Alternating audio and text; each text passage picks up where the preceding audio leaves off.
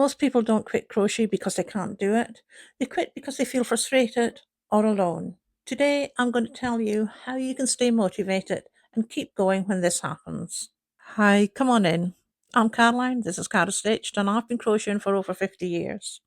And frustration hits us all. It's how we are able to motivate ourselves and get over that, which really helps. And today, I'm going to let you know a few hints and tips that'll help you, especially those as a beginner, to keep going. So the first way is to keep it simple. Small projects and simple stitches. Concentrate on those beginning stitches. Don't try to do complicated patterns, and you can buy those wonderful kits from Amazon. And don't get me wrong, they are lovely. But to begin with, you try to do those and you fail. You can't get them done because you don't know those basic stitches.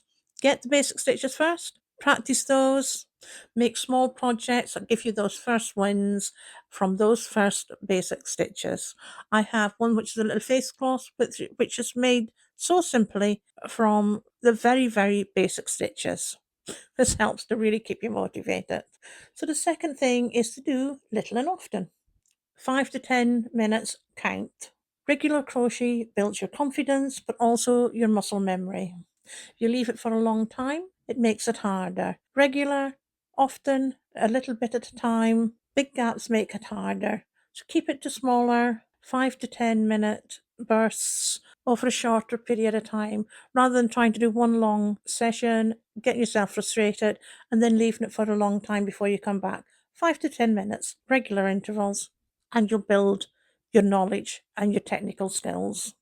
Third thing is accept the messy progress. It will be messy to begin with. When you're trying to start crocheting, often your hook feels like it's all in the wrong place, your yarn doesn't do what you want it to, it ends up as a tangled mess and you can't find what you're doing.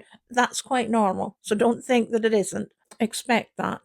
But with practice, it will improve and you'll get used to how to hold things, what works for you, and it'll become smoother. Progress still happens through the mess and through the tangles. The fourth thing that really helps to keep you motivated is community. And I know this can be really hard if this is something you're wanting to start and you don't know people that actually crochet round about you. But seeing others struggle actually helps you. It helps you to understand that it's not easy, it's not going to be something that's going to happen overnight, and that what you're going through is perfectly normal. The encouragement from a community can make all the difference to whether you succeed at crochet or whether you give it up. Started a lovely community on school. The link will be in the description should you want to join. We have at the minute over 300 wonderful members that come from all over the world. We have beginners, we have intermediates, we have experts.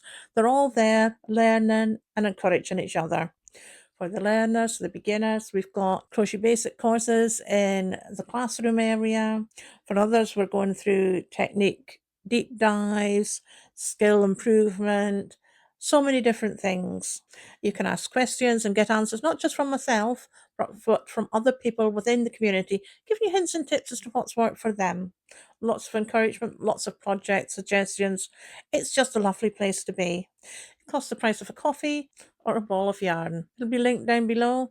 Pop over and see us and let us help you to get to where you want to be. Crochet is all about consistency. Practice makes perfect. It's an old saying, but one that's very true. Let me know in the comments if you're feeling anything difficult that I can help with, or if you have something that helped you keep going when you were just learning.